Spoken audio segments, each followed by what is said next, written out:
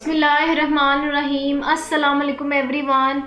How are you all? I hope you all are doing good. My name is Ifra Jahan. जैसा कि आपको पता है कि हमने रिसेंटली चैप्टर नंबर 3 स्टार्ट किया हुआ है एफएससी पार्ट 1 का. सो एंजाइम्स वाले चैप्टर में आज हमने जो टॉपिक डिस्कस करना है वो होगा बेटा कैरेक्टरिस्टिक्स ऑफ एंजाइम्स. हमने डिस्कस करनी है कि एंजाइम्स की डिफरेंट कैरेक्टरिस्टिक्स क्या हैं. चलें जी, ये तो हो गया थोड़ा सा आइडिया कि आज की लेक्चर वीडियो में हमने किस टॉपिक को डिस्कस करना है. मूव ऑन करते हैं हम अपनी मेन स्लाइड की तरफ जो कि है कैरेक्टरिस्टिक्स ऑफ एंजाइम्स. आज की लेक्चर वीडियो में मैं ना सिर्फ कैरेक्टरिस्टिक्स आपके साथ डिस्कस करूंगी बल्कि यहाँ तक कि जितने भी एंजाइम्स रिलेटेड इंपॉर्टेंट एमसीक्यूज होंगे वो इंशाल्लाह आज ही मैं आपके साथ शेयर भी करूंगी. चलिए स्टार्ट करते हैं कैरेक्टरिस्टिक्स ऑफ एंजाइम्स को.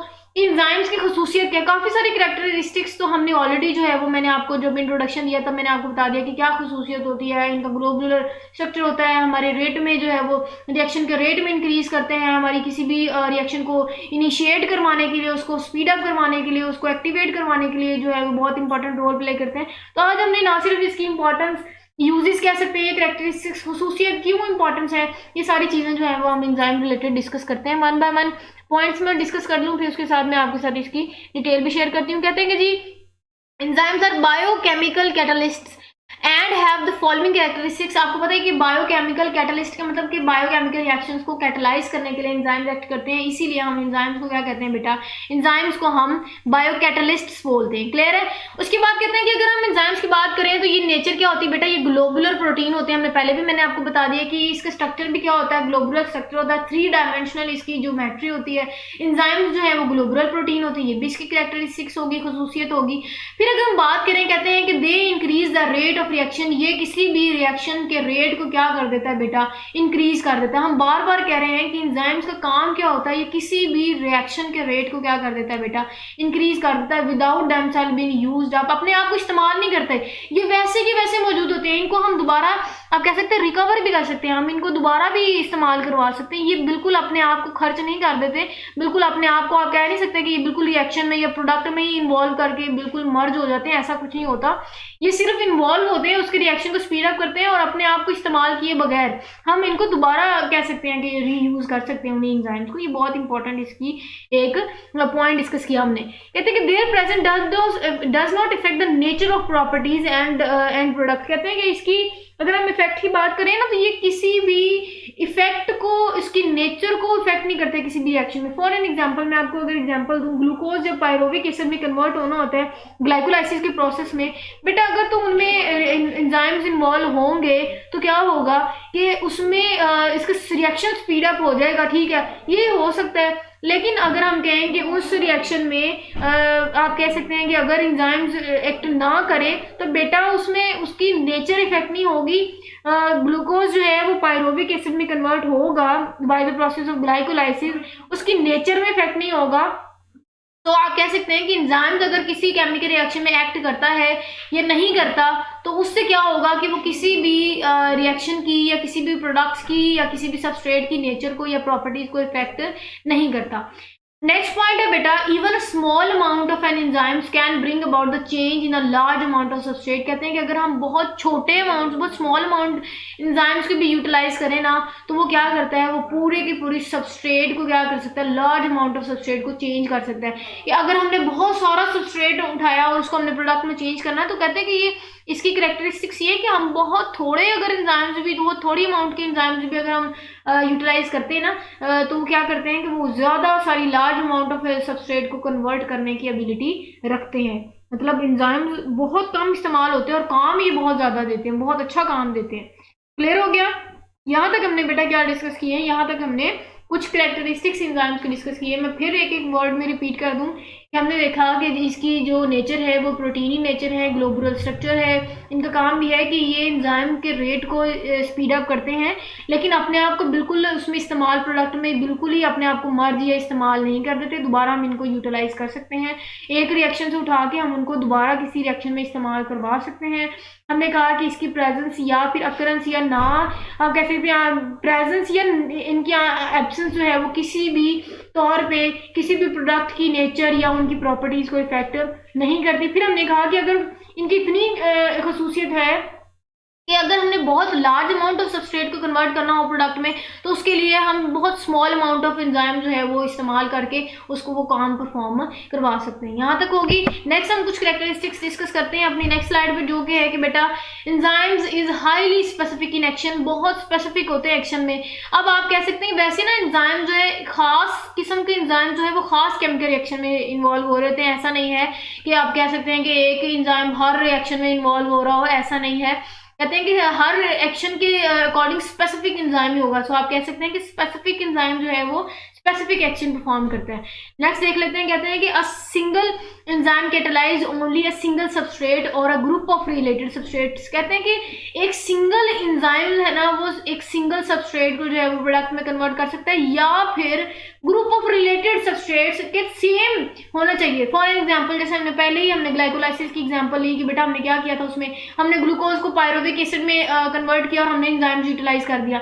अब हमने कहा कि ये स्पेसिफिक एंजाइम है जो ग्लाइकोलाइसिस में टेक प्लेस कर रहा है, तो हम क्या करेंगे कि हम जब एक रिएक्शन परफॉर्म हो गया तो हम उसी एंजाइम्स को लेके दोबारा जो है वो ग्लाइकोलाइसिस के रिएक्शन से जो है वो गुजार सकते हैं, ताकि हमारे दोबारा हमें पायरुविक एसिड मिल सके।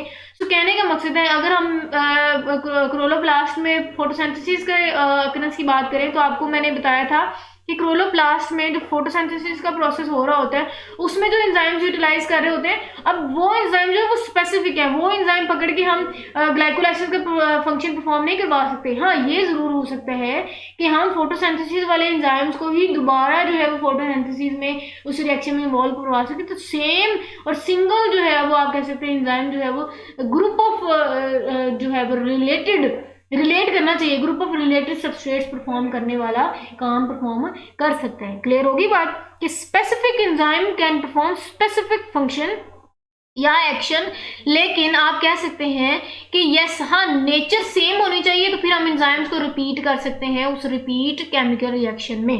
क्लियर हो गया। चलिए नेक्स्ट हम बात करते हैं इसकी नेक्स्ट कैरेक्टरिस्टिक्स को डिस्कस करते हैं, जो कि है बेटा कि they are sensitive to even a minor change. बेटा एंजाइम्स बहुत सेंसिटिव होते हैं, अगर माहौल में या इन्वायरमेंट में या सराउंडिंग में माइनर कहते हैं बहुत मामूली सा भी चेंज आया, किस में चेंज आया बेटा, वो चेंज चाहे पीएच में होगा, वो चेंज चाहे टेम्परेचर में होगा, या वो चेंज सबस्ट्रेट में होगा, तो ये सारी की सारी इनकी जो चेंजेस हैं ये बहुत बुरी तरह से एंजाइम्स के एक्शन को क्या कर सकते हैं, इफेक्ट कर सकते हैं। नेक्स्ट हम जब फ्यूचर में इंशाल्लाह मैं जब आपको इसके different factors affecting rate of enzyme action पढ़ाऊंगी ना, तब हम पीएच, टेम्परेचर, सबस्ट्रेट, ये सारी चीजें इंशाल्लाह इनके इफेक्ट्स जो है वो डिटेल से डिस्कस कर लेंगे। अभी तक का यही बताना जरूरी है कि ये सारे के सारे फैक्टर्स में अगर माइनर सा भी चेंज आ गया तो एंजाइम्स अपना जो है वो वर्क परफॉर्म प्रॉपरली नहीं कर सकते। क्लियर है।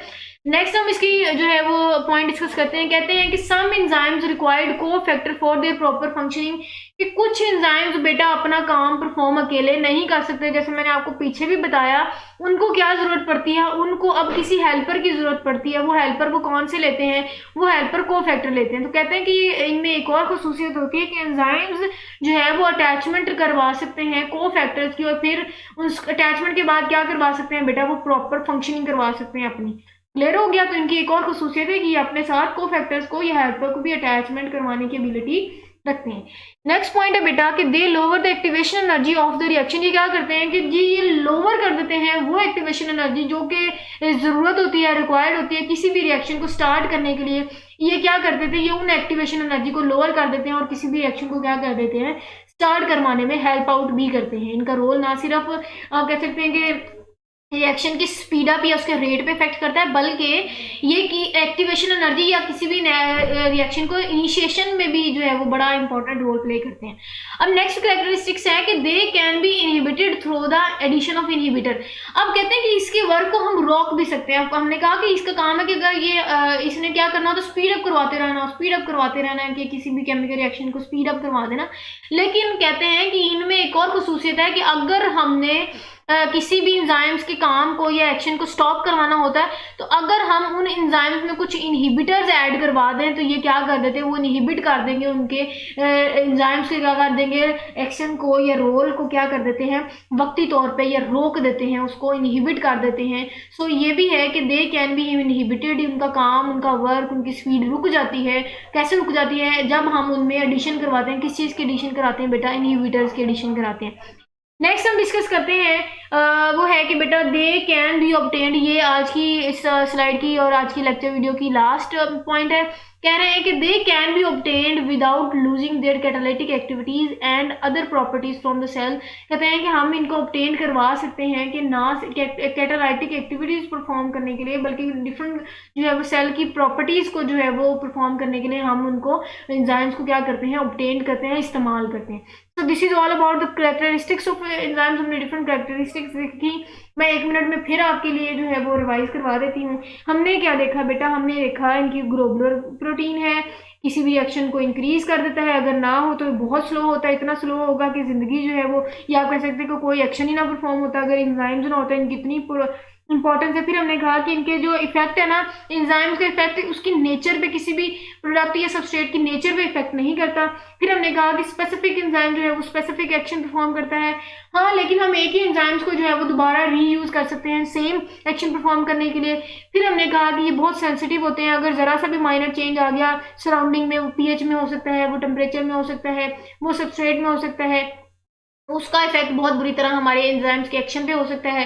फिर हमने कहा कि ये अटैचमेंट करवा देते हैं कोफैक्टर का ताकि वो प्रॉपर फंक्शनिंग परफॉर्म कर सकें। फिर हमने कहा कि ये कि एक्टिवेशन एनर्जी को भी लोअर कर देते हैं, किसी एक्शन को स्टार्ट करने में भी हेल्प करते हैं, और ये इनहिबिट्स भी हो जाते हैं, ये प्रॉपर्टी रखते हैं कि रुक भी जाते हैं अगर हम उनमें कुछ इनहिबिटर्स ऐड कर दें। तो हमने कहा ये किसी भी सेल की प्रॉपर्टीज या डिफरेंट कैटालाइटिक एक्टिविटी को क्या करते हैं बेटा, परफॉर्म कर रहे होते हैं। So this is all about our characteristics of enzymes. Next हम बेटा मूव ऑन करते हैं हम अपनी नेक्स्ट स्लाइड पे, जिसमें मैंने आपको बताया था कि मैं आपके साथ कुछ इंपॉर्टेंट एमसीक्यू शेयर करूंगी। अब तक की जितने भी हमने एंजाइम्स वाला टॉपिक पढ़ा उसके रिलेटेड आप बहुत इंटरेस्टिंग सी एक बेटा एक एक्टिविटी होगी, आपको जो है वो बहुत ही इंजॉय करके आप जो है वो परफॉर्म करोगे और आपको आपकी तैयारी भी हो जाएगी। चलें बेटा मूव ऑन करते हैं हम अपने फर्स्ट जो है वो एमसीक्यूज की तरफ, जो कि है कि बेटा if non protein part is loosely attached to protein it is known as. जरा बेटा अपने माइंड को रिवाइंड करें तो आपने पीछे जो है वो अपने प्रीवियस लेक्चर में जब हमने कोफैक्टर्स की डिफरेंट टाइप्स देखी तो मैंने आपको अटैचमेंट के अकॉर्डिंग मैंने डिफरेंट जो है वो कैटेगराइज करके आपको बताया था। जो मैं आपके साथ इसके ऑप्शंस शेयर करूंगी तो आपको हो सकता है कि क्लियर हो जाए। तो बेटा ऐसा कोफैक्टर, ये नॉन प्रोटीन पार्ट का मतलब कोफैक्टर, ऐसा कोफैक्टर जो कि प्रोटीन पार्ट के साथ या एंजाइम के साथ लूजली अटैच होता है उसको हम क्या कहते हैं बेटा, उसको हम कोएंजाइम्स कहते हैं। क्लियर है, कोएंजाइम कहते हैं। और ये तो बेटा कुछ भी नहीं है, तो इसका मतलब ये जो है वो राइट ऑप्शन है। नेक्स्ट हम बेटा अपना सेकंड एमसीक्यूज इंपॉर्टेंट डिस्कस करते हैं, वो है कि बेटा if the non protein part of enzyme is covalently bonded then it is called. याद करें जब मैंने अटैचमेंट पढ़ाई तो मैंने कहा था टाइटली बॉन्ड होता है, टाइटली अटैचमेंट होती है, कोवलेंटली अटैचमेंट होती है, और ये नॉन प्रोटीन कोफैक्टर है। तो क्या होता है बेटा, वो कौन सा था बेटा, वो प्रोस्थेटिक ग्रुप था। याद हो जिनको जिनको कोफैक्टर प्रोस्थेटिक ग्रुप लग रहा है उनको तो बिल्कुल ठीक लग रहा है। चलें जी, आपको तो बहुत ही मतलब इंजॉय भी कर रहे होगे, मज़ा भी आ रहा होगा कि वाह ये तो मेरा ठीक ऑप्शन हो गया। चलें जी बेटा थर्ड एमसीक्यूज हम देखते हैं, वो है कि बेटा रिमेंबर जब मैंने वाइटामिन का बढ़ाया था तो मैंने किस कोफैक्टर के साथ इसका जो है वो रिलेशन देखा है। कहते हैं कि the vitamin are essential raw material for the synthesis of vitamin, जो है वो एसेंशियल रॉ मटेरियल किसकी सिंथेसिस के लिए बेटा, कौन सी आपने मैंने कहा था कि या तो वो एंजाइम्स को बनाते हैं, वाइटामिन को बनाते हैं, या वाइटामिन के डेरिवेटिव्स। ये सारी चीजें जब हमने कोएंजाइम डिस्कस किया था तब हम उसमें वाइटामिन और वाइटामिन के डेरिवेटिव्स डिस्कस कर रहे थे। तो इसका जो राइट ऑप्शन है वो क्या है बेटा, कोएंजाइम है। नेक्स्ट अपना जो है वो एमसीक्यू डिस्कस करते हैं, जो कि है enzyme lower down the energy of. बेटा कौन सी एनर्जी को एंजाइम जो है वो लोअर डाउन करते हैं, हमने अभी रिसेंट इसके कैरेक्टरिस्टिक्स में डिस्कस किया बेटा। यस, जिनको लग रहा है एक्टिवेशन एनर्जी वो बिल्कुल ठीक है, याहू, हाँ बिल्कुल ठीक ऑप्शन है। चले जी मूव ऑन करते हैं हम अपने फिफ्थ एमसीक्यूज की तरफ। बेटा वो है कि coenzymes are closely related to. जी कोएंजाइम्स क्लोजली रिलेटेड है, किन से किन के साथ क्लोजली रिलेटेड है, ऑप्शंस आप देख लें सो दैट कि आपको जो है इसका आंसर समझ आ जाए। जी कोएंजाइम जो मैंने आपको कहा था या तो ये वाइटामिन होते हैं या वाइटामिन के डेरिवेटिव्स होते हैं, तो या तो ये मिलते जुलते हैं। किन क्या बार बार जब मैं कोएंजाइम्स बता रही थी तो मैं बार बार वहाँ वाइटामिन का जो है वो वर्ड डिस्कस कर रही थी। तो कोएंजाइम जो है ना बेटा वो बहुत ज़्यादा रिलेट करते हैं, वाइटामिन से ही मिलते जुलते होते हैं। चलिए ये भी हो गया। नेक्स्ट हम अपनी नेक्स्ट स्लाइड पे नेक्स्ट जो है वो एमसीक्यूज डिस्कस करते हैं, जो कि है the activation energy of the reaction is lowered by. Activation energy को लोअर करने के लिए हम क्या इस्तेमाल करते हैं बेटा, कोएंजाइम, एंजाइम, सबस्ट्रेट या प्रोडक्ट। जी जिनको तो बेटा एंजाइम लग रहा है उनको बिल्कुल ठीक लग रहा है, क्योंकि एंजाइम्स ही हम यूटिलाइज करके किसी भी एक्टिवेशन एनर्जी को हमने पीछे ही इसके कैरेक्टरिस्टिक्स में देखा कि लोअर डाउन करते हैं। नेक्स्ट बेटा अब आप ना कोशिश करें कि मैं आपके साथ ऑप्शन शेयर करने से पहले आप इसका आंसर जो है वो दे दें। अच्छा जी, the detachable cofactor of an enzyme, remember जब मैं अटैचमेंट पढ़ा रही थी, सो जो कोफैक्टर की फर्स्ट टाइप है, चलो मैंने हिंट भी दे दिया आपको कि कोफैक्टर की फर्स्ट टाइप है कौन सी है बेटा, जो हम डिटैच कर सकते थे एंजाइम्स में से, ऐसा कोफैक्टर जो हम रिमूव इजीली करवा सकते थे एंजाइम से, वो कोफैक्टर कौन से थे? यस, जिनको तो लग रहा है कि एक्टिवेटर है, उनको बिल्कुल ठीक लग रहा है, so option A is the right option. Next move on करते हैं बेटा हमारे 8th ऑब्जेक्टिव की तरफ, जो कि है कि an activated enzyme consisting of polypeptide chain and cofactor is called, ऐसे एक्टिवेटेड एंजाइम्स जिनमें पॉलीपेप्टाइड चेन होती है कोफैक्टर्स की, उनको क्या बोलते हैं बेटा? एपो एंजाइम्स कहते हैं, एक्टिवेटर कहते हैं, होलो एंजाइम्स कहते हैं, इनहिबिटर कहते हैं। इनहिबिटर तो नहीं होता, इनहिबिटर का तो काम होता है कि वो जो है वो रोकता है कि एंजाइम एक्शन को। तो अब मुझे आप बताएं आपको क्या ऑप्शन सही लग रहा है इसका? होलो एंजाइम्स ठीक है। रिमेंबर जब मैंने आपको कहा था कि कोफैक्टर की जो है वो अटैचमेंट की बात करें, होलो एंजाइम और एपो एंजाइम्स में तो हम रिमूवल करवाते थे कोफैक्टर, लेकिन अब आप यहाँ देखें तो यहाँ कोफैक्टर का भी जो है वो टर्म लिखा कि पॉली पेप्टाइड चेन तो है अमीनो एसिड्स की, लेकिन उसके साथ कोफैक्टर अटैच है, तो वैसे एंजाइम्स के जिनके साथ कोफैक्टर अटैच होते थे उन एंजाइम्स को हमने क्या कहा था? होलो एंजाइम्स कहा था। तो ये holo enzyme is the right option. चलें बेटा नेक्स्ट ऑब्जेक्टिव डिस्कस करते हैं, जो कि है ऑल एंजाइम्स आर, तमाम एंजाइम्स क्या होते हैं बेटा? ग्लोबुलर प्रोटीन्स होते हैं। यस, ऑब्वियसली बात है कि B option is the right option. चलें जी, हमारे आज की लेक्चर वीडियो की लास्ट स्लाइड है, जिसमें हमने कुछ एमसीक्यूज जो है वो डिस्कस करने हैं बेटा। 10th एमसीक्यूज देख लें। Which one is essential raw material for coenzymes, coenzymes के लिए एसेंशियल रॉ मटेरियल कौन से हैं? बार बार ये वाइटामिन का जो है जिक्र आ रहा है, एक मैंने हिंट दे दिया, जहाँ कोएंजाइम्स का वर्ड आएगा वो रिलेट करेगा वाइटामिन के साथ, तो ये एसेंशियल रॉ मटेरियल के तौर पे एक्ट करते हैं। नेक्स्ट हम अपना एमसीक्यू डिस्कस करते हैं कि the vitamin are essential raw material for the synthesis of, again वही बार बार, ये तो आपको बहुत ही जो है वो इजी लग रहा होगा। नेक्स्ट हम अपना देखते हैं इसके ऑब्जेक्टिव्स, तो आप क्लियर हो जाएंगे कि coenzymes is the right option. जैसे ना ये ऊपर भी वही बात है, नीचे भी वही बात है, बस जो है वो उलट पुलट करके पूछा गया था। चलें जी, कहते हैं कि ऑल एंजाइम्स आर ग्लोबुलर, क्या है तमाम एंजाइम ग्लोबुलर प्रोटीन, बार बार जो है वो सेम ही चीज़ें रिपीट हुई हैं, उससे क्या होगा आपको एंजाइम्स वाला टॉपिक बहुत अच्छे से तैयार हो जाएगा। तो ऑप्टिमम पीएच ऑफ पेप्सिन, ये शायद आपने नहीं डिस्कस किया होगा, तो ये हम देख लेते हैं कि ऑप्टिमम पीएच क्या है पेप्सिन की। तो बेटा 2.00 जो है वो ऑप्टिमम पीएच होती है पेप्सिन की। ये इंपॉर्टेंट एमसीक्यूज देखिए मैंने आपके साथ शेयर कर दिया, जो कि है पेप्सिन की pH.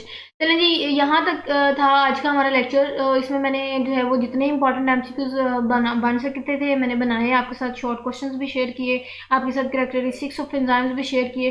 So this is all about our today's lecture. I hope आपको बहुत समझ भी आई होगी, आपको आपका इंटरेस्ट भी डेवलप होगा, आपने इन्जॉय भी किया होगा, इन्जॉय करके आपने पढ़ा होगा। ऑल द वेरी बेस्ट, अपना बहुत सारा ख्याल रखिएगा, दुआओं में मुझे याद रखिएगा। मुझे दीजिए इजाज़त, अल्लाह हाफिज़।